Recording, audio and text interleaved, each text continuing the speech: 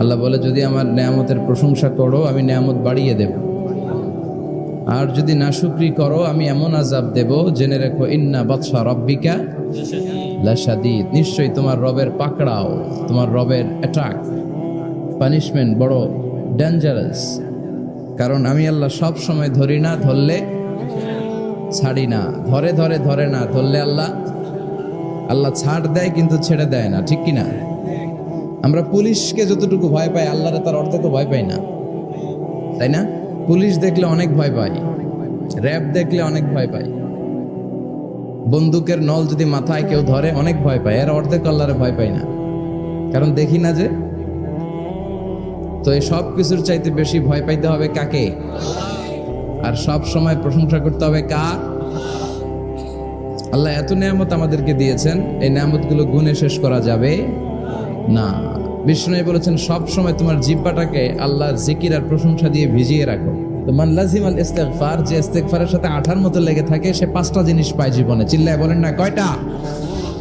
1 number, জাআলাল্লাহু লাহু মিন কুল্লি দিকিন মাখরাজা, সব বিপদ থেকে তার উদ্ধার করে কে?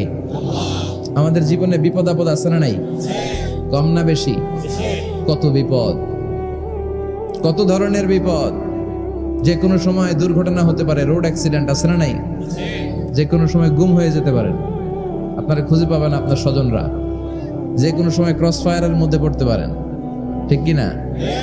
যে কোনো সময় বজ্রপাতে আপনি নিহত হতে পারেন, ভূমিকম্পের মাঝখানে পড়তে পারেন, দুজন কোবাকবি লাগছে, আপনি মাঝখানে, হইতে পারে না? জাআলাল্লাহু লাহু মিন কুল্লি দিকিন মাখরাজা, এরকম সব ধরনের বিপদ থেকে তারা রক্ষা করবে কে? যদি ইস্তিগফারের সাথে আঠার মতো লেগে থাকা যায়। এই হলো নাম্বার 1। নাম্বার 2, ওমিন কুল্লি হাম্মিন ফারাজা, যে সব সময় আঠার মতো ইস্তিগফারের সাথে লেগে থাকবে, আল্লাহ তাকে দুশ্চিন্তা থেকে মুক্তি দিবেন, তার কোনো টেনশন থাকবে না। সুবহানাল্লাহ পড়েন। আমাদের জীবনে টেনশন আছে না নাই? জীবন নিয়ে টেনশন, মরণ নিয়ে টেনশন, ক্যারিয়ার নিয়ে টেনশন, বাড়ি ভাড়ার টেনশন, বিদ্যুৎ বিলের দাম বেড়ে যাচ্ছে টেনশন, ঘরের মধ্যে শান্তি নাই টেনশন, দ্রব্যের দাম বাড়তেছে, বেতন কমতেছে টেনশন, ঠিক কি না? এই টেনশন থেকে আপনাকে মুক্ত রাখবে কে? নাম্বার 3, ওয়ায়ারযুকহু মিন হাইসু লা ইয়াহতাসিব, এমন জায়গা থেকে আল্লাহ আপনাকে রিজিকের ব্যবস্থা করবে আপনি কল্পনাই করতে পারবেন না। রিজিক দেওয়ার মালিক কে? কেউ যেটা পারে না, পারে কে? এমন জায়গা থেকে তিনি রিজিক দিবেন আপনি কল্পনাই করতে পারেন না, আপনি হিসাবই করেন না যে এখান থেকে কিছু রিজিক আমি পাবো, কিন্তু আল্লাহ ব্যবস্থা করে দিয়েছে। সুবহানাল্লাহ পড়েন। 4 নাম্বার, যতক্ষণ ইস্তিগফারের সাথে আঠার মতো লেগে থাকবেন আল্লাহর কোনো শাস্তি আপনার উপর আসবে না। ওমা কানা আল্লাহু মুআযযিবাহুম ওয়া হুম ইস্তাগফিরুন, যতক্ষণ আপনি ইস্তিগফার করবেন আল্লাহর আযাব আপনারে পাকড়াও করবে না। 5 নাম্বার হচ্ছে আল্লাহ আপনাকে মুস্তাজাবুদ দাওয়া বানিয়ে দিবে। মুস্তাজাবুদ দাওয়া মানে এমন ব্যক্তি, যেই ব্যক্তি দোয়া করা মাত্রই দোয়া কবুল করে কে? সবসময় ইস্তিগফার পড়তে রাজি আছেন তো? আপনারা ইমাম আহমদ ইবনে হাম্বলের নাম শুনেছেন? এই হাদিস কালেকশনের জন্য ইমাম আহমদ ইবনে হাম্বল বছরের পর বছর, যুগের পর যুগ, শহর থেকে গ্রাম, গ্রাম থেকে শহর চষে বেরিয়েছেন। ওনার শেষ জীবনটা উনি হাদিস সংগ্রহের কাজে ব্যয় করেছেন। একবার এক সফরে তিনি রাত্রিবেলা বেরোলেন। ইস্তিগফার পড়লে যে কি করে মানুষ মুস্তাজাবুদ দাওয়া হয় শুনেন। রাত্রিবেলা সফরে তিনি বেরোলেন, হাদিস সংগ্রহের সফর। পথিমধ্যে এক মসজিদে মাগরিবের নামাজ পড়লেন, এশার নামাজ পড়লেন। প্রচন্ড শীত, তিনি ভাবলেন আজকের রাতটা মসজিদেই কাটায় দেই, ফজরের সালাত পড়ে তারপরে বেরো। ব্যাগ থেকে কাঁথা বের করে তিনি শুয়ে পড়লেন। কিন্তু মসজিদের দারোয়ান এসে বলে, মসজিদে তো থাকা যাবে না, আপনি বের হন। ইমাম আহমদ ইবনে হাম্বল বললেন, আমি বৃদ্ধ মানুষ, প্রচন্ড শীত, কই যাব? আমি ফজরেরও মুসল্লি, ফজর নামাজও এই মসজিদে পড়বো, আমারে বাজান তুমি থাকতে দাও। দারোয়ান বলেন, নো, থাকা যাবে না, মসজিদে থাকা যাবে না, বের হন, না হলে গাঠটি সহ বের করে দেব। চিনে নাই এটা যে ইমাম আহমদ ইবনে হাম্বল, সে বুঝতে পারে নাই। তো দারোয়ানের সাথে সুবিধা করতে না পেরে ইমাম আহমদ ইবনে হাম্বল ব্যাগ নিয়ে বেরোয় গেলেন। প্রচন্ড শীত, কাঁপছেন। হঠাৎ দেখে সামনে এক বাজার, ওই বাজারে এক খাব্বাজ বসে আছে। খাব্বাজ মানে রুটি বিক্রেতা, খাব্বাজ মানে যুবক, একজন রুটি বিক্রেতা, রুটি বিক্রি করে। যে যুবককে সালাম দিলেন, আসসালামু আলাইকুম। যুবক পড়লো, আলাইকুম আসসালাম। ইমাম আহমদ ইবনে হাম্বল বলল, যুবক আমি মুসাফির মানুষ, থাকার জায়গা নাই, প্রচন্ড শীত। এই যে তুমি চুলার মধ্যে উনুনে রুটি বানাচ্ছ, আমি যদি তোমার চুলার পাশে বসে রাতটা কাটাই, তোমার কোনো সমস্যা হবে? যুবক বলেন, নো, কোনো সমস্যা নাই। আহলান ওয়া সাহলান ওয়া মারহাবান বিক, খোশ আমদেদ, সুস্বাগতম, আসেন। আপনি আমার চুলার পাশে বসে আগুন পোয়ালে আমার সমস্যা কি? আসেন আসেন, বসেন, আপনি মুরব্বী মানুষ। ইমাম আহমদ ইবনে হাম্বল আল্লাহ শুকরিয়া করে চুলার পাশে বসে শীতের রাতে চুলা থেকে তাপ নিচ্ছেন, আগুন পোহাচ্ছেন। আর তিনি দেখতে লাগলেন যুবক আটা দিয়ে রুটি বানায় আর পড়ে আস্তাগফিরুল্লাহ, রুটির খামির বানায় আর পড়ে আস্তাগফিরুল্লাহ, গোল গোল করে খামির দিয়ে দলা বানিয়ে সাজিয়ে রাখে আর পড়ে আস্তাগফিরুল্লাহ, রুটি বেলুন দিয়ে বলে এটারে চুলার ভেতরে ঢুকায় আর কি পড়ে আস্তাগফিরুল্লাহ। ক্রেতা আসলে ক্রেতাকে রুটি দেয় আর পড়ে, ক্রেতার হাত থেকে টাকা নিয়ে ক্যাশ বক্সে রাখে আর কি পড়ে। ইমাম আহমদ ইবনে হাম্বল তো অবাক, ঘটনা কি? আসার পর থেকে এই যুবকটার দেখতেছি খালি পড়ে আস্তাগফিরুল্লাহ আস্তাগফিরুল্লাহ। তিনি কৌতূহল বশত বললেন, যুবক, মা লাকা ইয়া শাব দাইমান তাকরাউনা আস্তাগফিরুল্লাহ, হে যুবক, তোমার ঘটনাটা কি? আসার পর থেকেই তুমি শুধু দেখতেছি পড়তেছো আস্তাগফিরুল্লাহ আস্তাগফিরুল্লাহ, কারণটা কি? যুবক বলে, আমি সবসময় ইস্তেগফারের সাথে আঠার মতো লেগে থাকি, আর লেগে থাকার কারণে এর বরকতে আল্লাহ আমাকে মুস্তাজাবুদ দাওয়া বানিয়ে দিয়েছে। মানে আল্লাহ আমাকে এমন বানিয়েছে যে আমি দোয়া করা মাত্রই আমার দোয়া কবুল করে কে? ইমাম আহমদ ইবনে হাম্বল বললেন, আনতা মুস্তাজাবুদ দাওয়া, তুমি মুস্তাজাবুদ দাওয়া, মানে তুমি দোয়া করলেই সেটা কবুল হয়ে যায়? যুবক বলে, না, আনা মুস্তাজাবুদ দাওয়া, আমি আমার জীবনে যত দোয়া করেছি সব কবুল করে নিয়েছে কে? আমি মুস্তাজাবুদ দাওয়া, আমি দোয়া করতে দেরি কবুল হতে সেটা দেরি হয় না। তবে আমার পুরো জীবনের সব দোয়া কবুল হলেও একটা দোয়া এখনো কবুল হয় নাই। এটা শুনে ইমাম আহমদ ইবনে হাম্বলের কৌতূহল, কিউরিসিটি আরো বেড়ে গেল। তিনি বললেন, তোমার জীবনের সব দোয়া কবুল হয়েছে, একটা দোয়া কবুল হয় নাই, কি সেই দোয়া আমারে বলো? যুবক বলে, আমার জীবনে যে দোয়াটা কবুল হয় নাই সেটা হচ্ছে, আমি আল্লাহর কাছে দোয়া করে বলেছিলাম, আল্লাহ, শুনেছি এই জামানার সবচেয়ে বড় মুহাদ্দিসের নাম হচ্ছে ইমাম আহমদ ইবনে হাম্বল, আমি যেন ওই ইমাম আহমদ ইবনে হাম্বলের কপালে একটা চুমু দিয়ে মরতে পারি, তুমি তৌফিক দিও।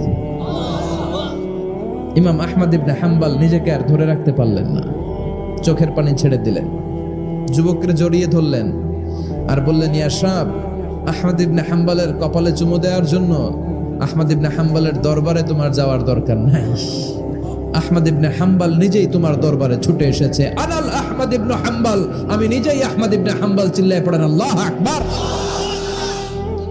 যুবকটি চিৎকার মেরে সাইয়েদনা আহমদ ইবনে হাম্বলকে জড়িয়ে ধরল। আহমদ ইবনে হাম্বলের হাতে হাত রেখে মুসাফা করলো, আহমদ ইবনে হাম্বলের কপালে একটা চুমু এঁকে দিল আর বলল, ইয়া আহমদ ইবনে হাম্বল, এই ইস্তেগফারের কারণে আমার জীবনের সব দোয়াই কবুল হয়ে গিয়েছে। আপনি সব সময় যদি ইস্তেগফারের সাথে লেগে থাকেন, আপনারে মুস্তাজাবুদ দাওয়া বানাবে কে? এজন্য অবসরে যখন কোনো কাজ থাকে না, বেশি বেশি ইস্তেগফার পড়া যাবে না? বিশ্বনবী বললেন, লাউ কাতাআতা জিলদাক, গায়ের চামড়াগুলো কেটে কেটে রোদে শুকিয়ে যদি মায়ের পায়ের দুইটা জুতাও বানিয়ে দাও, ছোটবেলা যে দুধ খেয়েছো সেটার এক ঢোক দুধের শোধ আদায় হবে না। এজন্য মা যে কি কষ্ট করে, এখানে বেশিরভাগই আমরা নর্মাল প্রসেসে পৃথিবীতে এসেছি, তাই না?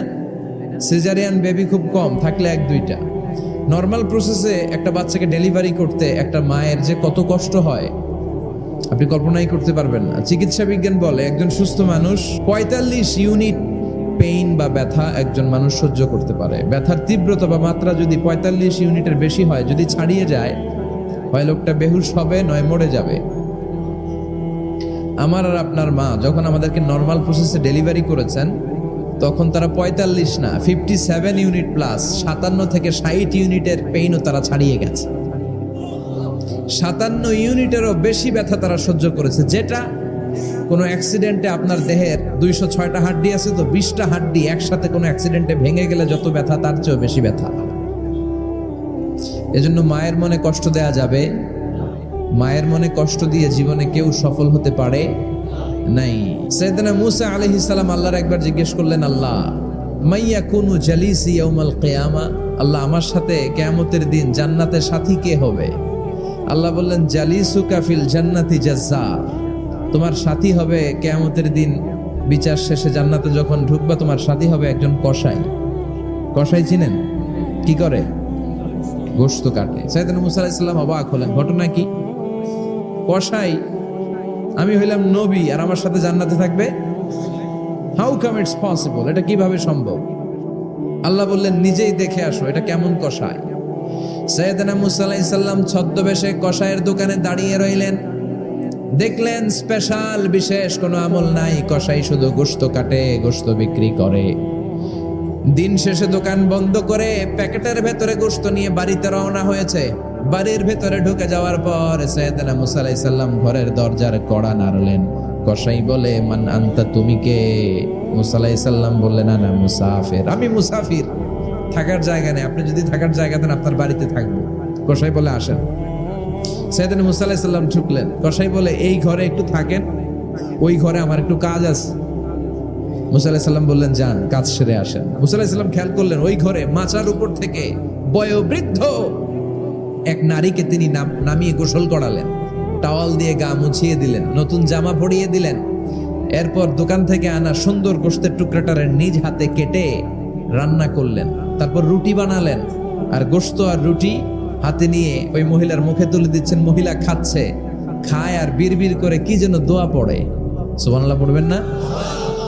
ওই মহিলাকে খাওয়ানোর পরে কসাই সাইয়েদনা মুসা আলাইহিস সালামকে মেহমান হিসেবে খাবার নিয়ে আসলেন। বললেন ও পথিক, খাবার খান, সকালবেলা আপনিও চলে যাবেন, আমিও যাব আমার দোকানে, খেয়ে আপনি ঘুমিয়ে পড়েন। মুসা আলাইহিস সালাম বললেন ততক্ষণ পর্যন্ত তোমার আনা খাবারে আমি হাত দিব না যতক্ষণ না তুমি বলবা ওই মহিলাটাকে। কসাই বলে হাদিহি উম্মি, এটা আমার মা। হাদিহি উম্মি, এটা আমার মা। এই দুনিয়া এই মা ছাড়া আমার কেউ নাই, আমিও ছাড়া আমার মায়ের কেউ নাই। তাই প্রতিদিন দোকানের কাজ শেষ করে গোশত এনে রান্না করে আমার মারে আমি খাওয়াই। হাদিহি উম্মি, এটা আমার জনম দুঃখিনী মা। সাইয়েদনা মুসা আলাইহিস সালাম বুঝলাম তোমার মা, কিন্তু তুমি যখন রুটি তোমার মায়ের মুখের ভেতরে তুলে দিচ্ছিলে তোমার মা বিড়বিড় করে কি যেন পড়লো, কি পড়ে তোমার মা? কসাই বলে আমার মায়ের একটা পাগলা দোয়া আছে। কি দোয়া? আমি জানি কশিন কালো এই দোয়া কবুল হবে না। আবেগের বশবর্তী হয়ে প্রতিদিন আমার মা আমার খেদমতে আমার উপর এত সন্তুষ্ট হয়ে যায়, এত খুশি হয়ে যায়। আমার মা প্রতিদিন বলতে থাকে আল্লাহুম্মা জাআল ইবনি জালিসা মুসা ইয়াউমাল কিয়ামা। ও আল্লাহ, আমার ছেলের খেদমতে আমি এত সন্তুষ্ট, আমার ছেলের উপর আমি এতটাই রাজি খুশি। শুনেছি এই জামানার সবচাইতে বড় পয়গম্বর, বনি ইসরাইলের সবচাইতে বড় নবী, ওই নবীর নাম নাকি মুসা। ও আল্লাহ, আমি এত কিছু জানি না, এত কিছু বুঝি না, এত কিছু চাই না, তোমার দরবারে শুধু একটাই চাওয়া, একটাই ফরিয়াদ, তুমি আমার ছেলেরে কিয়ামতের দিন মুসার সাথে হাসর নসিব করে দিও। আমার ছেলে কসাই ছেলেটারে তুমি মুসার জান্নাতের সাথী বানিয়ে দিও। আল্লাহুম্মা জাআল ইবনি জালিসা মুসা ইয়াউমাল কিয়ামা। জালিস মানে ফ্রেন্ড, বন্ধু। আল্লাহ, জান্নাতে আমার ছেলেরে তুমি মুসার বন্ধু বানিয়ে দিও। মুসা আলাইহিস সালাম এবার বুঝতে পারলেন। তিনি বললেন ঘটনা তো এই জায়গায় এতক্ষণে বুঝতে পেরেছি, কেন আমার সাথে মুফাসসির যাবে না, হাফেজে কোরআন যাবে না, শহীদরা যাবে না, ওলিরা যাবে না, নবীরা যাবে না, আমার সাথে জান্নাতে যাবে কসাই। এটা মায়ের দোয়া। কার দোয়া? মায়ের দোয়ার দরকার আছে না নাই? অনেক পাওয়ারফুল মায়ের দোয়াটা। বুলেট মারলে বুলেট মিস হয়, মায়ের দোয়া মিস হয়? ড্রোন হামলা করলে ড্রোন হামলা মিস হয়ে যেতে পারে, কিন্তু মায়ের দোয়া কশিনকালে মিস হয় না। চিল্লায় বলেন ঠিক কি না? মায়ের দোয়াটাও কবুল, বদদোয়াও কবুল। ভয়ঙ্কর কিন্তু। মা দোয়া করলে কবুল হয়, কিন্তু বদদোয়া করলে কবুল হয় না। এরকম হলে it was not a big deal, এটা বড় সমস্যা ছিল না। কিন্তু দোয়া করলেও যেমনি কবুল, বদদোয়াটাও কবুল। আমাদের সমাজে এরকম অনেক ধরনের কুসংস্কার। 2 কলা খেলে 2 বাচ্চা হয়, তাই না? আসলে কি কথাটা ঠিক? বাচ্চা একটা হবে না, 2টা হবে, ছেলে হবে না মেয়ে হবে, এটা কে দেয়? আবার অনেকের মাথার চুলের মধ্যে 2টা গিট থাকে, আছে না নাই? 2 গিট থাকলে কয় তোর 2 বিয়া, 3 গিট থাকলে 3 বিয়া, গিট নাই কয় তোর বিয়া নাই। আছে না নাই? এগুলো মুসলমান বিশ্বাস করতে পারে? মুসলমান বিশ্বাস করে একজনকে, তিনি কে? নারীরা সম্মানিতা, তাদেরকে সম্মান দিতে হবে। বিশ্বনবী তাদেরকে সম্মান দিতেন। মা আয়েশাকে বিশ্বনবী সবসময় আগে সালাম দিতেন। সুবহানাল্লাহ পড়েন। খাদিজা রাদিয়াল্লাহু তাআলা আনহাকে আল্লাহ তাআলা আরশের উপর থেকে সালাম পাঠিয়েছেন। এজন্য নারীদেরকে সালাম দিবেন বেশি বেশি। ঘরে সুখ শান্তি নাই, অনেকে বলে ঘরটা নাকি জাহান্নামের টুকরা, কারণ সালাম নাই। সালাম মানে শান্তি, সালাম মানে কি? জান্নাতীরা যখন জান্নাতে ঢুকবে, ফেরেশতারা জান্নাতীদেরকে কি বলবে?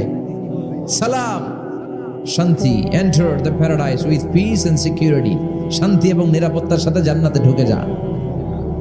এজন্য ঘরটারে শান্তিময় বানাতে চাইলে সালাম দিতে হবে। কি দিতে হবে? আজ থেকে স্ত্রীকে সালাম দিবেন তো ইনশাল্লাহ পড়েন। এই দৃশ্য বাচ্চারা দেখলে বাচ্চারাও সালাম শিখবে, ঠিক কি না?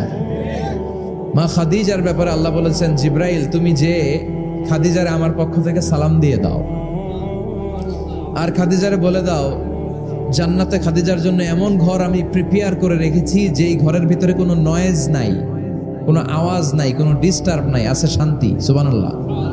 কারণ বিশ্বনবীর জন্য খাদিজা নিজের ঘরটার এরকম নয়েজহীন, কোলাহল মুক্ত, শান্তিময় করে রেখেছিলেন। বিশ্বনবী কোলাহল পূর্ণ দাওয়াতি কাজ শেষ করে যখন ঘরে যেতেন, কলিজাটা ঠান্ডা হয়ে যেত। বিশ্বনবীর জন্য এমন একটা ঘর রেখেছিলেন মা খাদিজা, ওই ঘরে বিশ্বনবী যখন প্রবেশ করতেন, বাইরে যত মারপিট হয়েছে, মারামারি হয়েছে, কাফেরদের যত অত্যাচার সহ্য করেছে, ঘরে ঢোকার সাথে সাথে নবী সব ভুলে যেতেন। এত মায়া, শান্তি, প্রশান্তির ঘর খাদিজা বানিয়েছিল। এজন্য আল্লাহ বলেছে, জিব্রাইল খাদিজারে বলো, খাদিজার জন্য এমন জান্নাত আমি রেখেছি যে জান্নাতে কোনো সাউন্ড নাই, আওয়াজ নাই, ডিস্টার্ব নাই, কোলাহল নাই, কোনো নয়েজ নাই। চিল্লায় পড়েন আল্লাহু আকবার। এজন্য মায়েরা খাদিজার জীবনী থেকে শিক্ষা, স্বামীর জন্য ঘরটারে প্রশান্তিপূর্ণ করে রাখবেন। প্রশান্তির একটা জায়গা যেন হয়। কানের কাছে এসে বেশি বেশি ঘ্যান ঘ্যান করেন না। ঘরে ঢুকলেই চাল নাই, ডাল নাই, এটা লাগবে, ওইটা লাগবে, ছেলের ওইটা লাগবে, আস্তে আস্তে। অনেক স্বামী হার্ট অ্যাটাক করে স্ত্রীর কারণে। স্বামীরাও সালাম দিবেন, স্ত্রীরাও দিবেন। সালাম মানে শান্তি। তো ঘরটারে শান্তি দিয়ে ভরে দিবে কে? আর একে অপরের প্রতি শ্রদ্ধাবোধ রাখবেন। তো নারীদেরকে খুশি করার জন্য আল্লাহ সূরা দিলেন, সূরাতুন নিসা। প্রাণীদের নামে অনেক সূরা আছে। সূরাতুল বাকারা আছে না নাই? বাকারা মানে কি? গাভী। গাভীর দুধ খাবেন। বিষ্ণু বলেছেন, গরুর গোশত খেয়েও কম, দুধ খেয়েও বেশি। আলাইকুম বি আলবানিল বাকার, তোমাদের উচিত গরুর দুধ খাওয়া। ফাইন্নাহা তুরাম্মু মিনাল আশজার, কেননা গরুর দুধ এটা হচ্ছে সবুজ ঘাস আর পাতার নির্যাস। ফি লাবানিহা শিফা, গরুর দুধে আছে শিফা। ও ফি লুহুমিহা দা, গরুর গোশতে আছে রোগ। গোশতে আছে কি? গরুর গোশত খাইলে রোগ বাড়ে না? অনেক ডাক্তার আছে, এরা সিরিয়াল নেয় না, যারা গরুর গোশত খায় বেশি। বলে লাল মাংস যারা খাবে এরা যেন আমার সিরিয়াল না দেয়। আছে না নাই? বিশ্বনবীর খাবারের তালিকায় দুধ ছিল। বিষ্ণু বলতেন বেশি বেশি দুধ খেও। এবং বিষ্ণু বলেছেন মায়েরা যেন তাদের বাচ্চাদেরকে দুধ খাওয়ায়। মায়ের বুকে প্রথম যে দুধটা আসে এটাকে বলে শাল দুধ। এটা বাচ্চার জীবনের প্রথম প্রাকৃতিক টিকা। সুবহানাল্লাহ পড়েন। আমরা কত টাকা দিয়ে দামি দামি টিকা দেই, কিন্তু প্রথম টিকাটা আল্লাহ ফ্রি দিয়েছেন। সুবহানাল্লাহ পড়েন। বাকারার নামে সূরা দিলেন, আনকাবুত মাকড়সার নামে সূরা দিলেন, নাহাল মৌমাছির নামে সূরা, নামাল পিঁপড়ার নামে সূরা। সুবহানাল্লাহ পড়েন। এইভাবে আপনি খুঁজলে কোরআনের চ্যাপ্টারগুলো যে কত সুন্দর সুন্দর নাম দিয়ে আল্লাহ দিয়েছেন, তার এই ধারাবাহিকতায় আজকের সূরাটির নাম দিয়েছেন আল্লাহ একটা ফলের নামে। কিসের নামে? 3 ফলের নামে। সূরার নাম কি? সাইয়েদনা বারা ইবনে আযিব রাদিয়াল্লাহু তাআলা আনহু বর্ণনা করেন, বুখারীর বর্ণনা। তিনি বলেন, সামি'তু রাসূলুল্লাহি ইয়াকরাউ সূরাতাত তিন ফি সালাতিল ইশা। আমি বারা ইবনে আযিব রাদিয়াল্লাহু তাআলা আনহু এশার নামাজে বিশ্বনবীকে সূরাতুত তিন তেলাওয়াত করতে শুনেছি। তিনি বলেছেন, এশার নামাজে আমি বিশ্বনবীকে সূরাতুত তিন তেলাওয়াত করতে শুনেছি। ফামা সামি'তু আহসানা সাউতিন মিন সাউতি রাসূলিল্লাহ। আল্লাহ রাসূলের কণ্ঠের চাইতে এত মধুর কণ্ঠ আমার জীবনে শুনি নাই। বিশ্বনবী যখন তেলাওয়াত করতেন সাহাবাদের কলিজা ঠান্ডা হয়ে যেত। সাহাবারা মাঝে মাঝে খাবার না পেলে, ঘরে খাদ্য না থাকলে বিশ্বনবীর কাছে চলে আসতেন। এসে বিশ্বনবীর চেহারার দিকে তাকায় থাকতেন, ওনার কণ্ঠে তেলাওয়াত শুনতেন। বিশ্বনবীর তেলাওয়াত শুনলে চেহারার দিকে তাকায় থাকলে ক্ষুধার কথা তারা ভুলে যেতেন। কি কণ্ঠ ছিল বিশ্বনবীর! অনেকে বলে সাইয়েদনা দাউদ আলাইহিস সালামের কণ্ঠ ছিল অনেক চমৎকার, এটা ঠিক।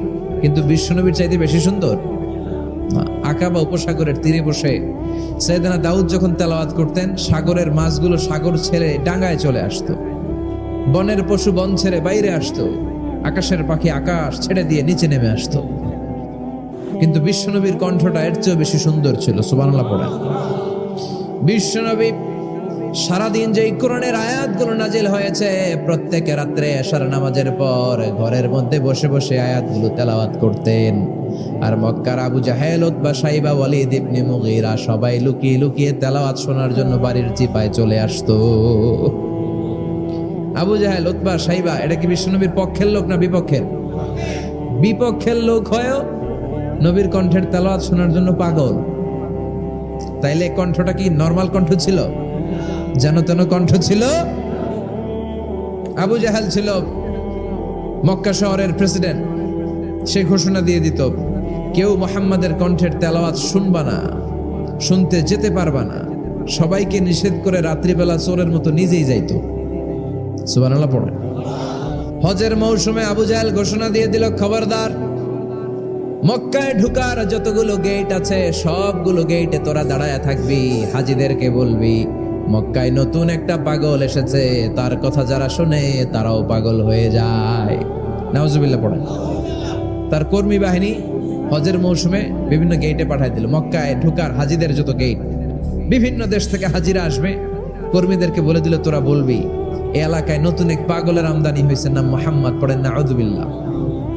যারাই এই মুহাম্মাদের কণ্ঠের তেলাওয়াত শুনে তারাও পাগল হয়ে যায়।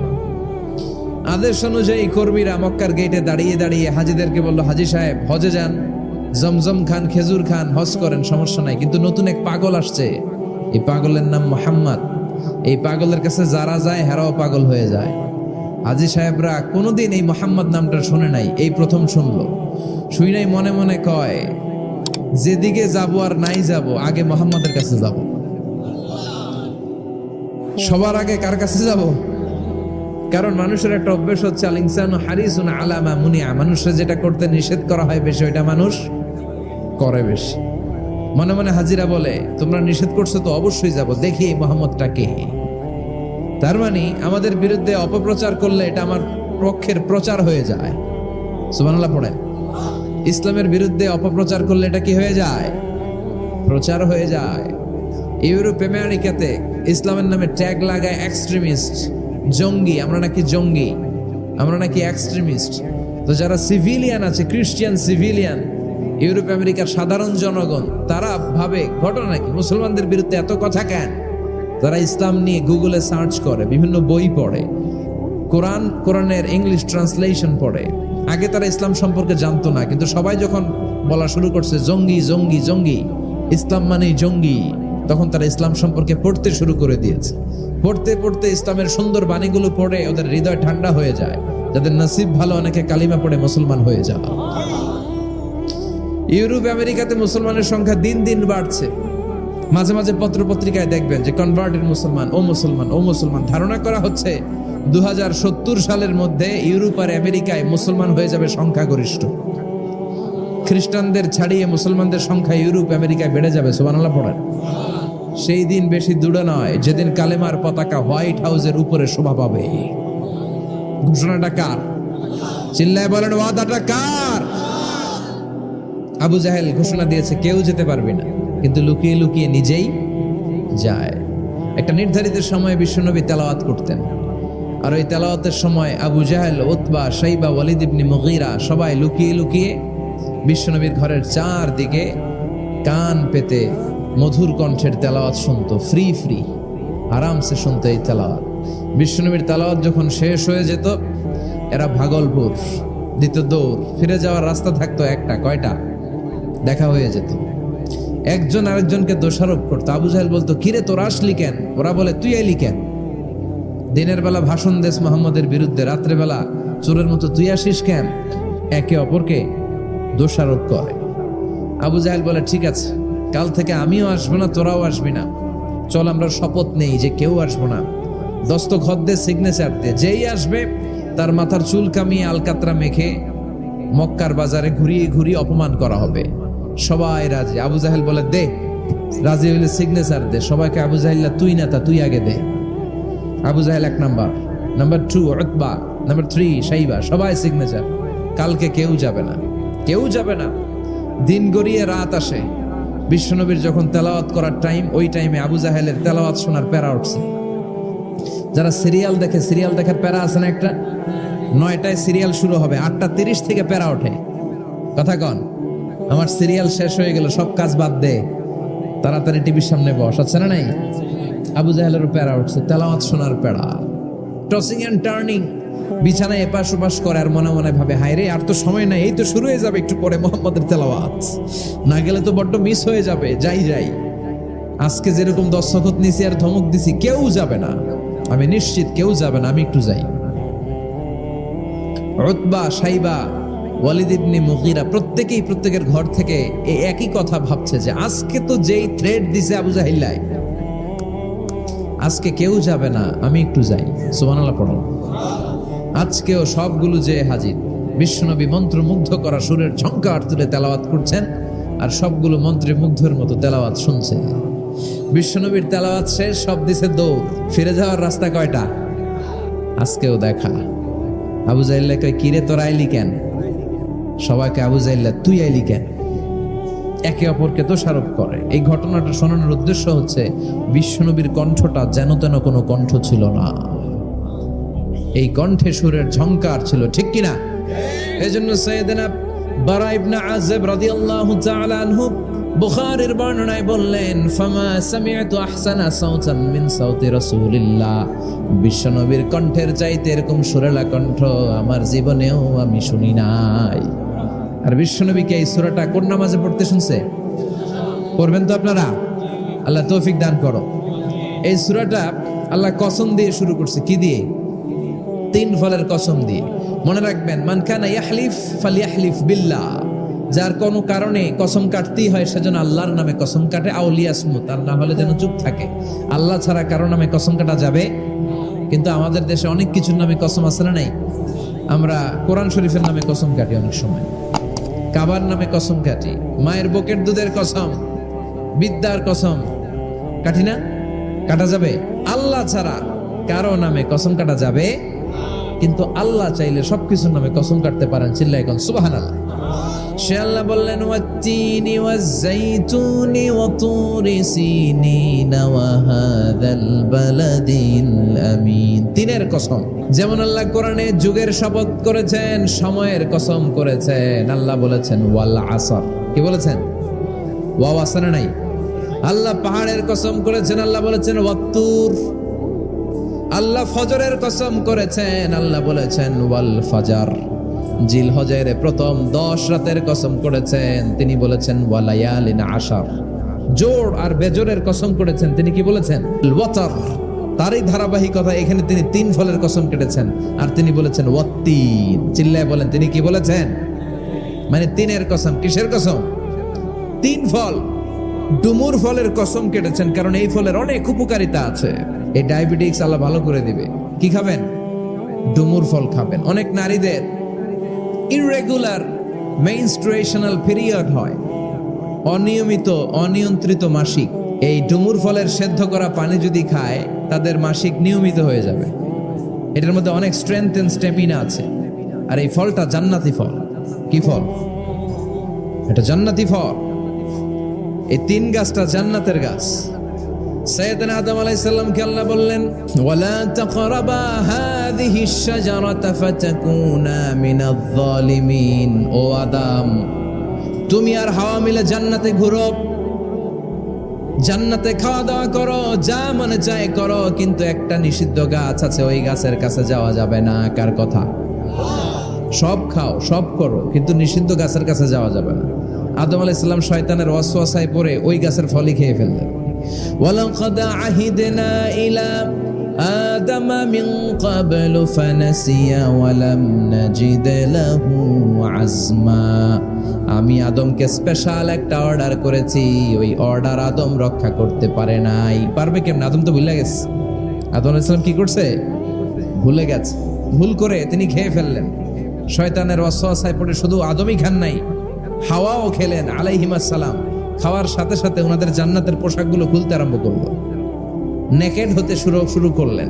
আদম আর হাওয়া দুইজনে কি হতে শুরু করলেন? উলঙ্গ হতে শুরু করলেন, গায়ের মধ্যে আর জামা নাই।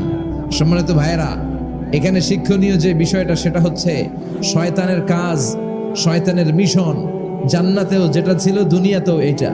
শয়তানের মিশন হচ্ছে আদম জাত, বনি আদমের দেহ থেকে কেমন করে কাপড় খোলা যায়, নারীদেরকে কেমন করে উলঙ্গ করা যায়। জান্নাতে যেমনি আদম আর হাওয়া আলাইহিস সালামের কাপড় শয়তান খুলেছে, দুনিয়াতেও শয়তান আমাদেরকে অশ্লীল বানাতে চায়। চিল্লায় বলেন ঠিক কিনা? এজন্য আমার মায়েরা, আমার বোনেরা, যাদের কানে আমার মাইকের আওয়াজ যায়, খবরদার, শয়তানের এই ওয়াসওয়াসায় ফাঁদে পা দেয়া যাবে না।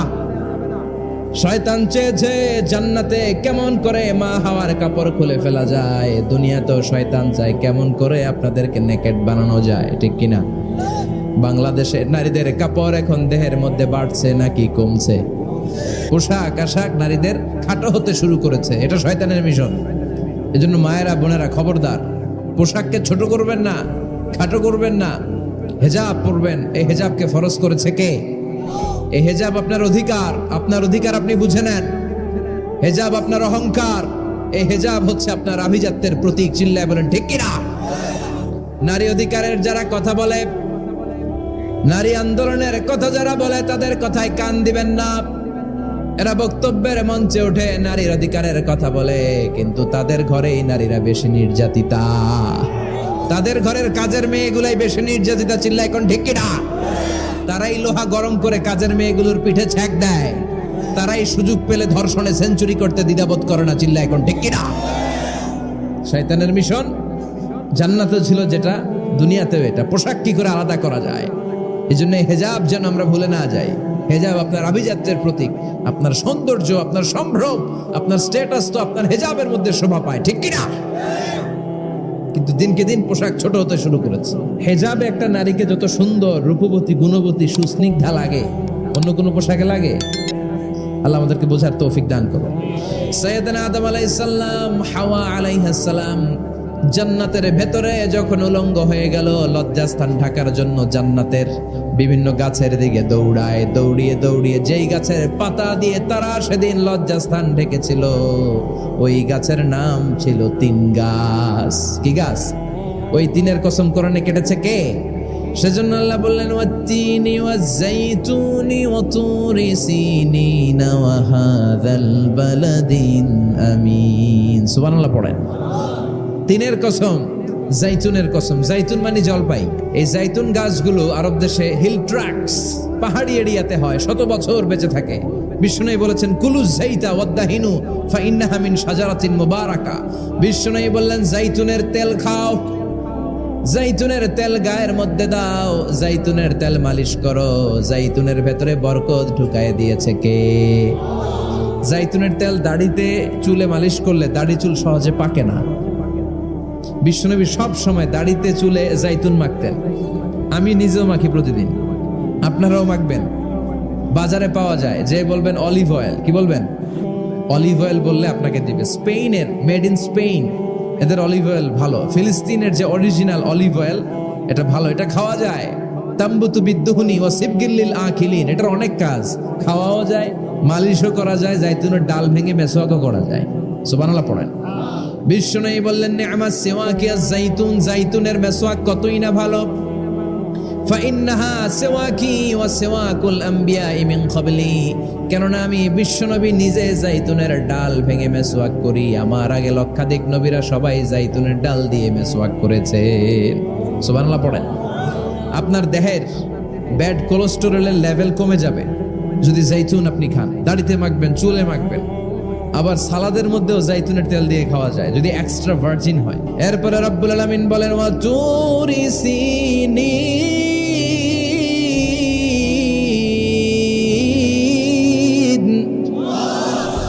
আমি তিন আর জাইতুনের কসম যেমনি কোরআনের মধ্যে করলাম, সাথে সাথে তুর পাহাড়ের কসম কাটলাম। সুবহানাল্লাহ পড়েন। সাউথ সাইনা, দক্ষিণ সিনাইয়ে এই তুর পাহাড়ের অবস্থান। মিশরের 2টা জেলা আছে, উত্তর সিনাই, দক্ষিণ সিনাই। এই দক্ষিণ সিনাইতে 2285 মিটার উঁচু এই পাহাড়। সাইয়েদনা মুসা আলাইহিস সালাম এই পাহাড়ে উঠে কথা বলতেন কার সাথে? তাওরাতের মতো কিতাবকে আল্লাহ তাআলা কাঠের তক্তার মধ্যে লিখে এই পাহাড়ের উপর নাজিল করেছে। কাঠের তক্তা চিনেন? কাঠ দিয়ে মোটা মোটা তক্তা বানায় না? আল্লাহ নিজ হাতে তাওরাত লিখে এই কাঠের তক্তাগুলো সাইয়েদনা মুসা আলাইহিস সালামকে দিলেন, বললেন যাও, এটার মধ্যে হেদায়েত আছে, নূর আছে, বোরহান আছে, নিয়ে যাও, বনি ইসরায়েলের কাছে দাওয়াতের বাণী পৌঁছে দাও, তুমি বার্তাবাহ, যাও। সাইয়েদনা মুসা আলাইহিস সালাম দেখলেন ছোট্ট ছোট্ট কিছু কাঠের ফলকার তক্তা, ভাবলেন কাঁধের মধ্যে তুলে নিয়ে যাই, এর চেয়েও কত ভারী ভারী জিনিস আমি মুসা কাঁধের মধ্যে তুলে বেড়াই। কিন্তু সাইয়েদনা মুসা আলাইহিস সালাম তক্তার মধ্যে হাত দিয়ে দেখে কাঁধে উঠাবে তো দূরের কথা, নাড়াতেই পারে না। সুবহানাল্লাহ পড়েন। কাঁধে উঠাবে তো দূরের কথা, কি করতে পারে না? নাড়াতেই পারে না। মুসা আলাইহিস সালাম ভাবলেন এদিক দিয়ে মনে হয় শক্ত, ওদিকে মনে হয় নরম, ওদিক দিয়ে ধরি, ওদিকে টান দেয়, ওদিকেও নড়ে না, মাঝখানে ধরে টান দেয়, নড়ে না। ঘটনা কি? এর চেয়ে কত বড় তক্তা কাঁধে লয়ে ঘুরি, আর এগুলো নড়ে না কেন? আল্লাহ জিব্রাইলরে বলেন না একটু হেল্প করতে? আল্লাহ বললেন যাও, তোমারে হেল্প করতে কইছে। মুসা আলাইহিস সালাম বললেন ভাই জিব্রাইল তুমি এদিক দিয়ে ধরো, আমি ওদিক দিয়ে ধরি। আমরা এরকম ধরে বলি না মারো টান হেইয়ো, এই দুজনে হেইয়ো হেইয়ো শুরু করছি, কিন্তু তক্তা নড়ে না। মুসা আলাইহিস সালাম বললেন চলো পজিশন চেঞ্জ করি, তুমি এদিকে আমি ওদিকে, মারো টান আরো জোরে, কিন্তু তক্তা নড়ে না। মুসা আলাইহিস সালাম বললেন আল্লাহ জিব্রাইলের যে সঙ্গী ফেরেশতা 11 বলো না একটু হেল্প করতে। আল্লাহ বলে যাও হেল্প করে আসো। এবার সবাই মিলে মারো টান আরো জোরে, গায়ে যত জোর আছে মুসা আলাইহিস সালাম তক্তা ধরে টান দিলেন। টানের চোটে প্রত্যেকটা লোমকূপ দিয়ে ঘাম বেরোতে শুরু করেছে। এক একটা টানে কোমরের রক ছিঁড়ে যাওয়ার অবস্থা, কিন্তু তক্তা নড়ে। আল্লাহ ডেকে বললেন মুসা রক ছিঁড়ার দরকার নাই, আর ঘেমে অস্থির আর ঘর্মাক্ত হওয়ার দরকার নাই। আসলে তক্তার এত ওজন না, কিন্তু তক্তার মধ্যে যে বাণীগুলো আছে এই বাণীগুলো কার? এটা আমার বাণী রে মুসা, এগুলো আমার কথা, এগুলো আমার দেওয়া কিতাব, এগুলো সাধারণ দুনিয়ার বাণী নয়, সাধারণ কথা নয়। এই জিনিসটা বোঝাবার জন্য তক্তার ওজন আমি বাড়িয়ে দিয়েছি। এবার ফেরেশতার সাহায্যের দরকার নাই, নিজেই টান দাও, দেখবা উঠাতে পারবা। সাইয়েদনা মুসা আলাইহিস সালাম এখন দেখে টান দিয়ে কাঁধে নেওয়া যায়। সুবহানাল্লাহ পড়েন। এই যে তুর পাহাড় তিনি মুসা আলাইহিস সালামকে দিয়েছিলেন, যেই পাহাড়ের উপরে, পাহাড়টার নাম তাওরাত কিতাব যে তিনি দিয়েছিলেন, যেই পাহাড়ের উপরে, ওই পাহাড়টার নাম কি? তুর পাহাড়। বিশ্বনবী মেরাজে যখন গিয়েছিলেন সাইয়েদনা জিব্রাইল এই তুর পাহাড়ে বিশ্বনবীকে নামিয়ে বললেন অন্ধকার, ইয়া রাসূলুল্লাহ উদউ আল্লাহ, আল্লাহর কাছে দোয়া করেন। বিশ্বনবী বললেন জিব্রাইল দোয়া করলাম, কিন্তু কোন জায়গায় কোন পাহাড়ের উপরে আমারে নামালা? আমি তো এলাকা চিনি না, পাহাড় চিনি না, কোন পাহাড় এটা? সাইয়েদনা জিব্রাইল বললেন নবী হাদিহি জাবাল মুসা তুরে সাইনা, এটা আপনার ভাই মুসার পাহাড়, তুর পাহাড়। সুবহানাল্লাহ। এটার চূড়ায় বিশ্বনবী দোয়া করেছেন। এবং ইয়াজুজ মাজুজের আক্রমণ থেকে বাঁচার জন্য ঈসা আলাইহিস সালাম কিয়ামতের আগে সব মুমিন বান্দাদেরকে নিয়ে তুর পাহাড়ের উপরে উঠবে। সুবহানাল্লাহ পড়েন। আমি নিজেই তুর পাহাড়ের উপরে উঠছি 2 বার জীবনে। আমি মিশরে ছিলাম তো, ওখানে আমি শিক্ষা সফরে 2 বার আমরা প্রায় তুরে সাইনাতে সফর করতাম। ঠান্ডা একটা এলাকা, মিশরে পুরো মিশরে গরম, ওদিকে ঠান্ডা। 3 ধর্মের লোকদের জন্য এটা একটা তীর্থস্থান, সবাই যায়, ইহুদিরা যায়, খ্রিস্টানরা যায়, আমরাও যেতাম। মাঝরাতে তুর পাহাড়ে উঠতে হয়, ফজরের সময় পৌঁছতে হয়, আবার 7টা-8টার দিকে ব্যাক করতে হয়। 10টা-11টার পরে সূর্যের তাপে পাথরের পাহাড় এত গরম হয় ওখানে কোনো মানুষ দাঁড়িয়ে থাকতে পারে না। আমরা উঠতেছি কাঁধের মধ্যে ব্যাগ নিয়ে, খ্রিস্টানরা উঠতেছে, ইহুদিরা উঠতেছে। ওটার উপরে খ্রিস্টানদের একটা চার্চ আছে, গির্জা, ইহুদিদের আছে একটা ছোট্ট সিনাগগ, আমাদের একটা মসজিদ আছে ছোট। ফজরের সময় উঠলাম, উঠে তাকিয়ে দেখি সূর্য কিরণে পুরো তুর পাহাড়ের সিলসিলাতুল জিবাল, পাহাড়ি রেঞ্জ ঝিকিমিকি আলোতে সূর্যের কিরণে চমৎকার এক আভা, রক্তিম আভা ধারণ করেছে। সবাই মিলে আল্লাহর কাছে দোয়া করলাম। এই তুর পাহাড়ের কসম কেটেছে কে? রব্বুল আলামিন বলেন ওয়াত-তিনি ওয়াজ-যাইতুনি ওয়া তুরি সিনিনা ওয়া হাযাল বালাদিল আমিন। তিনের কসম, জাইতুনের কসম, তুর পাহাড়ের কসম, আর এই নিরাপদ শহরের কসম। এই নিরাপদ শহর দ্বারা উদ্দেশ্য হচ্ছে মাক্কাতুল মুকাররমা। নিরাপদ শহর দ্বারা কোন শহর উদ্দেশ্য? মক্কা। যে মক্কার আগের নাম ছিল বাক্কা। মক্কার আগের নাম সবাই বলেন বাক্কা। মক্কার নামে আল্লাহ কোরআন একটা সূরা দিয়েছে, সূরার নাম সূরাতুল বালাদ। লা উকসিমু বিহাযাল বালাদ ওয়া আনতা হিল্লুম বিহাযাল বালাদ। সুবহানাল্লাহ পড়েন। আবার এই শহরের নাম দিলেন আল্লাহ উম্মুল কুরা, জনপদ সমূহের মা। এই শহরের মধ্যে যারা এই প্রবেশ করবে নিরাপত্তা দিবে কে? আবার এই শহরের মাঝখানে আল্লাহ এমন একটা ঘর তৈরি করেছে, গোটা বিশ্বের সব মুসলমান ওই ঘরের দিকে মাথা নুইয়ে সিজদায় লুটিয়ে পড়ে। সুবহানাল্লাহ পড়েন। ইন্না আউওয়ালা বাইতি উদিআ লিন-নাস লাল্লাযী বিবাক্কাতা মুবারাক। এই কাবা ঘরকে কেন্দ্র করে প্রতিদিন 120টা রহমত নাজিল হয়। চিল্লায় বলেন তো কয়টা? 60 লিত তাইফিন, 60টা রহমত যারা তাওয়াফ করে তাদের জন্য। 40 লিল মুসাল্লিন, 40টা রহমত যারা নামাজ পড়ে তাদের জন্য। 60 আর 40 কত? বাকি আছে কয়টা? ওয়াল 20 লিন-নাযিরিনা ইলাল কাবা, বাকি 20টা রহমত যারা তাওয়াফও করে না, নামাজও পড়ে না, শুধু কাবার দিকে তাকিয়ে থাকে। সুবহানাল্লাহ পড়েন। আবার কাবার 4টা কর্নার আছে, একটা কর্নারের ভেতরে একটা পাথর আছে, এটাকে বলে ব্ল্যাক স্টোন কর্নার, হাজরে আসওয়াদের পাথর। এই পাথরে যেই চুমো দেয়, পাথর ওই চুমোদানকারীর জীবনের সব গুনাহ টেনে শুষে সব নিয়ে যায়। কিয়ামতের দিন আল্লাহ হাজরে আসওয়াদের 2টা ঠোঁট দিবেন, 2টা চোখ দিবেন, আর দাঁড় করিয়ে দিবেন। আল্লাহর সামনে দাঁড়িয়ে দাঁড়িয়ে হাজরে আসওয়াদ সুপারিশ করবে। আল্লাহর কাছে বলবে, আল্লাহ এই লোকটা আমারে চুমু দিয়েছে, তার জন্য জাহান্নামের আগুন হারাম করে দাও। এই হাজরে আসওয়াদ পাথরের জন্য আমরা চুমু দিতে পারি, আল্লাহ তৌফিক দাও। জোরে বলেন আমিন। এই নিরাপদ শহরের কসম, শহরটার নাম মক্কা। চিল্লায় বলেন শহরটার নাম। এটার মাঝখানে একটা ঘর আছে, আল কাবা আল মুশাররাফা। লক্ষ লক্ষ মানুষ এই কাবা কেন্দ্রিক প্রতিদিন ছুটতে থাকে। আল্লাহ বলেছেন এটা মাসাবাতান লিন-নাস, মানুষের মিলন কেন্দ্র। লক্ষ লক্ষ মানুষ এই কাবাকে ঘিরে নামাজ পড়ে। প্রতিটা জুমার দিন 10 লাখেরও মোর দেন 1 মিলিয়ন মুসল্লি কাবার চারদিকে জুমার সালাত আদায় করে। সুবহানাল্লাহ পড়েন। আজান হওয়া মাত্রই মৌমাছির মতো মানুষগুলো ছুটতে থাকে। আজান হতে দেরি, যদি 20-30 তলা হোটেলের কোনো ছাদ থেকে আপনি খেয়াল করেন, দেখবেন মৌমাছির মতো ডানে বায়ে সামনে পেছনে চারিদিক থেকে শারে আল হিজরা দিয়ে, শারে আজিয়াত রোড দিয়ে, গাজ্জা দিয়ে, জারওয়াল দিয়ে, মেসফালা দিয়ে, ইব্রাহিম খালিলি দিয়ে মানুষগুলো কাবার দিকে ঢুকতে শুরু করেছে, ঠিক কিনা? আবার বিশ্বনবী বলতেন, মক্কা তো হাব্বুল বিলাদ ইলাইয়া, মক্কা শহর আমার কাছে সব চাইতে প্রিয় শহর। লাউলা উখরিজিতু লামা খারাজতু, মক্কার কুরাইশরা কাফেররা যদি এই শহর থেকে জোর করে আমারে বের করে না দিত, আমি কোনোদিন মক্কা ছেড়ে দূরে যেতাম না। সুবহানাল্লাহ পড়েন।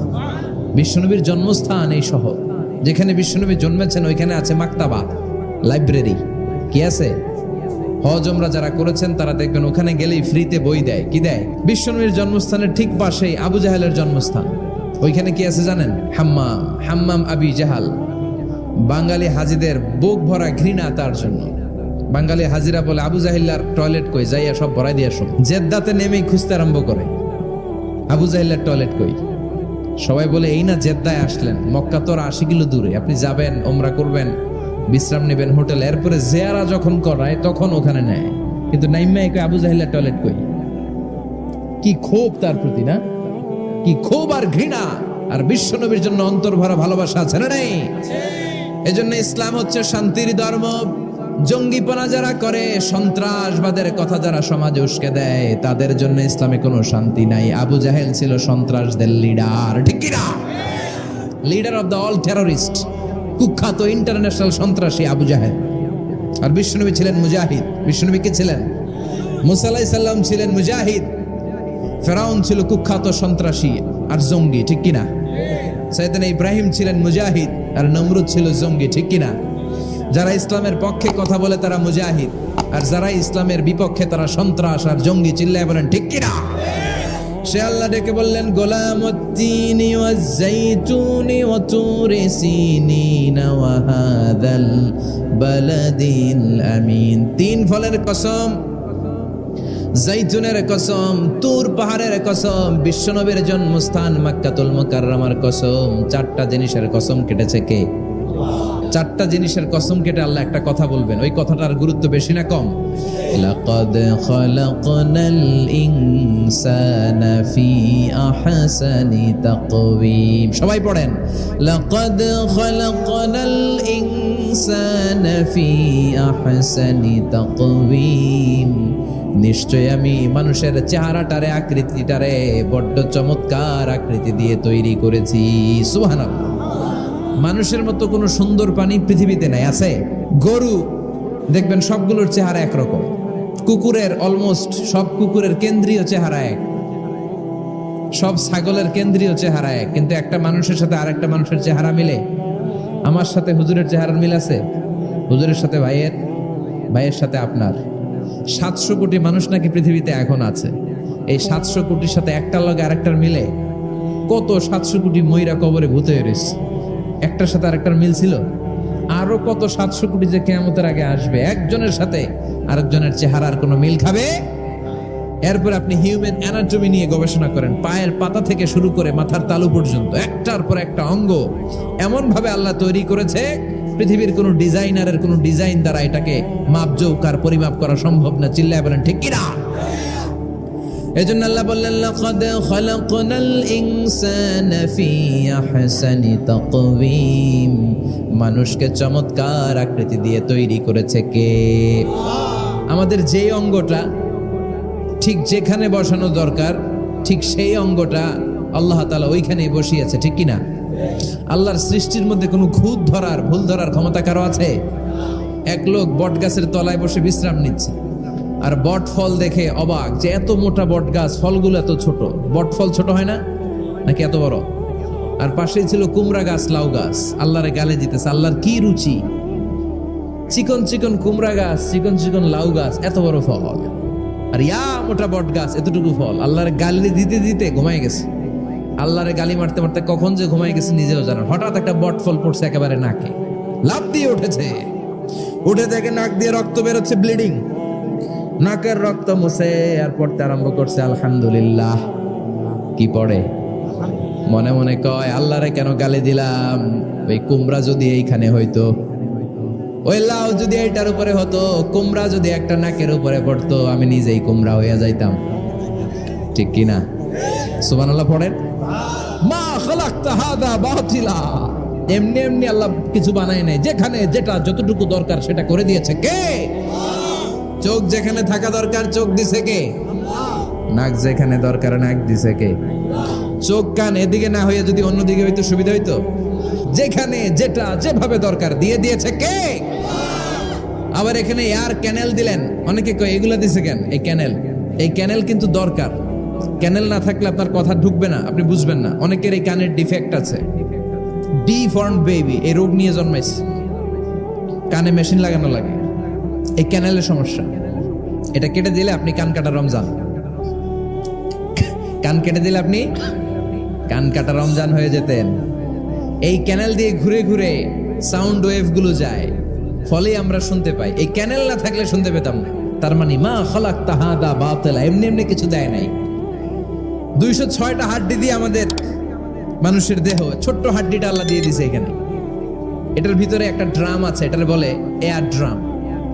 সাউন্ড ওয়েভ, শব্দ তরঙ্গ এয়ার ড্রামে নক করে, এরপরে outer air, middle air, inner air হয়ে ইলেকট্রিক্যাল সিগন্যালের মাধ্যমে যাই দেখে যায়, ব্রেনের সাথে কানেক্ট হতে হলে ইলেকট্রিক্যাল সিগন্যাল দিয়ে কানেক্ট হতে হয়।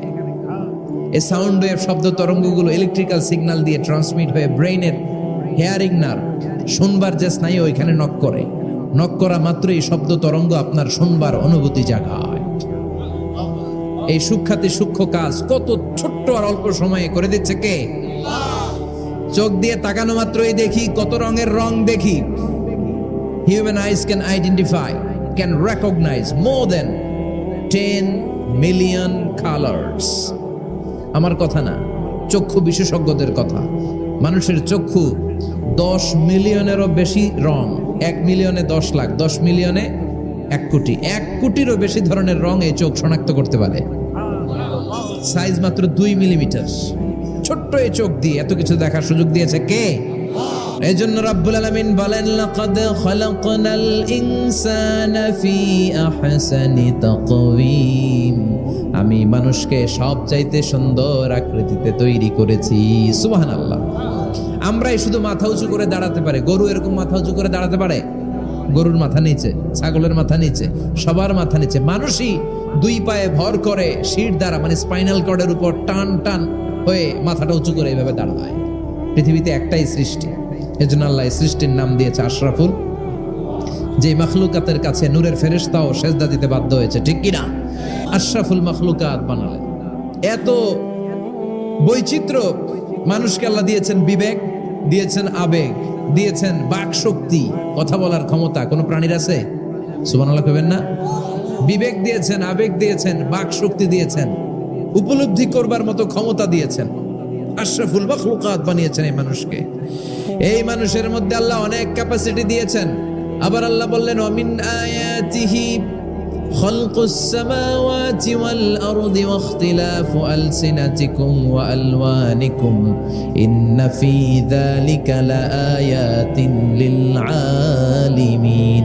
আমার সৃষ্টির মধ্যে অসাধারণ সৃষ্টি, আকাশ এবং জমিন সৃষ্টি, গায়ের রঙের ভিন্নতা, ভাষার ভিন্নতা। সুবহানাল্লাহ। এজন্য রব্বুল আলামিন বললেন লাকাদ খালাকনাল ইনসানা ফি আহসানি তাকওয়িম, আমি মানুষকে চমৎকার আকৃতিতে তৈরি করেছি। সুম্মা রাদাদনাহু আসফালা সাফিলিন, তারপর মানুষকে আমি আবার নিম্নমুখী করেছি। মানুষের সৌন্দর্যটা সব সময় থাকে না। এই যে যুবক অবস্থায় আমাদের কি সুন্দর চামড়া, কি সুন্দর দেহ, বয়স যখন 70-80 হবে এরকম থাকবে? কথা বলেন না? এই কালো দাড়িগুলো সাদা হয়ে যাবে, বয়সের ভারে মিজানুর রহমান আজহারি নুজ্জ হয়ে যাবে, লাঠি লাগবে তখন। তখন স্টেজে উঠবে, হায়াতে বাসায় থাকলে লাঠি নিয়ে উঠতে হবে। কথা কর।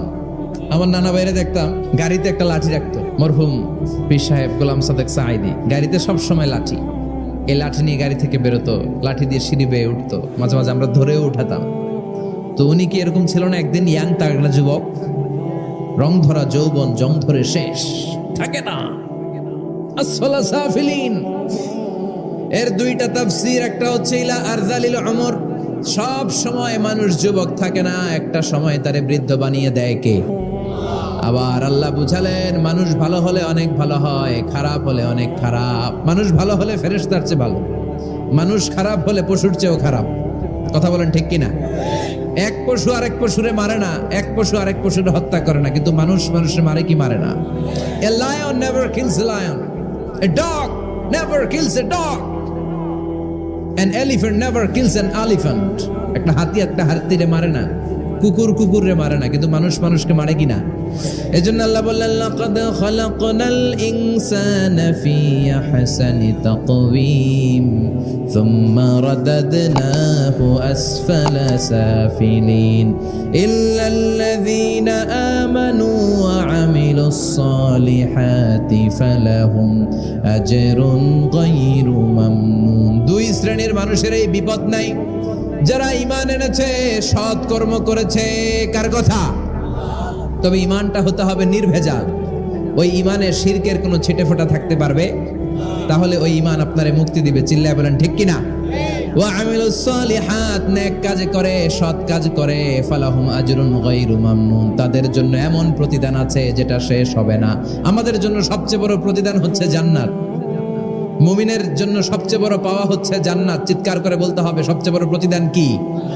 তার মানে যারা ঈমান আনবে, নেক কাজ করবে, তাদের হারাবার কিছু নাই। চিল্লায় কোন ঠিক কিনা? আমাদের হারানোর কিছু আছে? আমরা মল্লে শহীদ বাঁচলে, মল্লে শহীদ বাঁচলে, এজন্য ঈমানটা হতে হবে পাকা ঈমান। ঈমানদার কখনো পথ হারায় না। ঈমানদার ভরসা রাখে কার উপর? আপনি যদি ঈমানের পক্ষে থাকেন, কোরআনের পক্ষে থাকেন, ইসলামের পক্ষে থাকেন, আপনার উপর আযাব আসবে, গজব আসবে, বিপদ আসবে, নবীদের উপর যেমনি এসেছে। ঠিক কিনা? ঝুঁকি যদি আসে, ভয় যদি আসে, আপনার উপর আযাব যদি আসে, শাস্তি যদি আসে, অত্যাচার আসে, মুমিন কখনো ভয় পায়? কথা বলেন। মুমিন কখনো পথ হারায় না, মুমিন কখনো আশা ছাড়ে না। চিল্লায় বলেন ঠিক কিনা? কারণ মুমিন খুব ভালো করে জানে রাত্রি যত গভীর হয়, সুবহে সাদিকের সময় কাছে আসতে থাকে। কথা বলেন। গর্ভবতী মায়ের পেটের ব্যথা যত বাড়তে থাকে, নতুন মেহমান আসার সময় কাছে আসতে থাকে, তেমনি ইসলামের পক্ষে যারা কথা বলে, ইসলামের পক্ষে যারা লড়াই করে, হকের ব্যাপারে যারা বাতিলের বিরুদ্ধে আপোষহীন, তাদের উপর যত অত্যাচার আসবে ইসলামের বিজয়ের সময় কাছে ঘনাতে থাকবে। চিল্লায় বলেন ঠিক কিনা? ইসলাম জিন্দা হতা হয় হার কারবালা কি বাত। প্রতিটা কারবালার রক্তক্ষয়ী সংগ্রামের পরে ইসলামের বিজয় আসে। ইসলামের বিজয় মিষ্টি কথায় আসে না। ইসলামের কথা, ইসলামের বিজয়টা এমনি এমনি আসে না। ইসলাম জিন্দা হতা হয় হার কারবালা কি বাত। প্রতিটা কারবালার রক্তক্ষয়ী সংগ্রাম দিয়ে ইসলামের পতাকা উড়ে। চিল্লায় বলেন ঠিক কিনা? সে আল্লাহ বললেন ইল্লাল্লাযীনা আমানু ওয়া আমিলুস সালিহাতি ফালাহুম আজরুন গায়রু মামনুন ফামা ইউকাযযিবুকা বা'দু বিদ্দীন আলাইসাল্লাহু বিআহকামিল হাকিমিন। ও নবী, এরপরেও কোন জিনিস তাদেরকে ইসলাম থেকে দূরে রাখে? তাদেরকে জিজ্ঞেস করেন, আমি কি শ্রেষ্ঠতম বিচারক নই? সব বিচারকের শ্রেষ্ঠ বিচারক কে? কার বিচারে কোনোদিন জুলুম হয় না? চিল্লায় বলেন। আল্লাহর বিচারে কেউ কোনোদিন ঠকবে? তিনি সবচেয়ে শ্রেষ্ঠতম বিচারক। বিশ্বনবী বললেন সূরাতুত তিন তেলাওয়াত করতে করতে কেউ যখন এই অষ্টম আয়াতে চলে আসে, সেজন্য বলে বালা ওয়া আনা আলা যালিকা মিনাশ শাহিদিন। আল্লাহ, আমি সাক্ষ্য দিচ্ছি আপনি শ্রেষ্ঠ বিচারক। আপনার চাইতে শ্রেষ্ঠ বিচারক হতে পারে? দুনিয়াতে যে বিচারগুলো পান নাই, আপনি কি মনে করছেন আখেরাতে এই বিচার হবে না? কথা বলেন। আপনার উপর জুলুম করা হয়েছে, আপনাকে নির্যাতন করা হয়েছে, এগুলোর বিচার করবে কে? আপনার জমি মেরে খেয়ে দিয়েছে, আপনার সম্মান নষ্ট করেছে, বিচার করবে কে? যত অন্যায় বিচার পৃথিবীতে হয়েছে, এগুলোর নতুন করে বিচার হবে। সেই বিচারকের, সবচেয়ে বড় বিচারকের ভূমিকা পালন করবে আমাদের আল্লাহ। আহকামুল হাকিমিন। আল্লাহ put a question to the audience, to the মুমিনিন। মুমিনদের কাছে আল্লাহ একটা প্রশ্ন রেখে এই সূরাটা শেষ করেছেন। আলাইসাল্লাহু বি আহকামিল হাকিমিন। আমি কি শ্রেষ্ঠতম বিচারক নই? এজন্য আমাদের ভরসা সবসময় একজনের উপর, তিনি কে? আর মুমিন কখনো আশা হারায় না। মুমিন তাওয়াক্কুল করে কার উপর? ভরসা রাখে কার উপর? বিপদে আপদে, সকালে বিকালে, সর্বাবস্থায় ফরিয়াদ করে একজনের কাছে, তিনি কে? আল্লাহ আমাদের সবাইকে কথাগুলো বুঝার আমল করার তৌফিক দান করুক। আমরা পড়ি আমিন।